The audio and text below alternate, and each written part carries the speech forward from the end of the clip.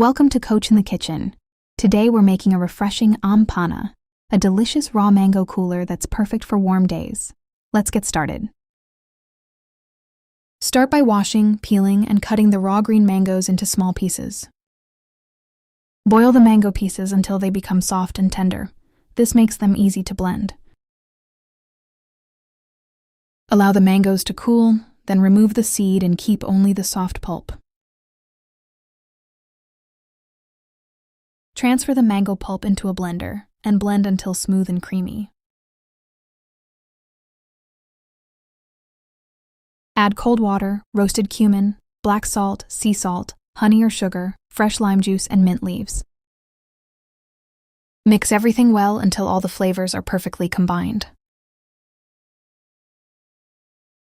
Pour the drink over ice, garnish with fresh mint and a slice of lime, then serve chilled. And that's it. Your refreshing Aam Panna is ready to enjoy. Thanks for joining Coach in the Kitchen. See you next time for another healthy and delicious recipe. Bye.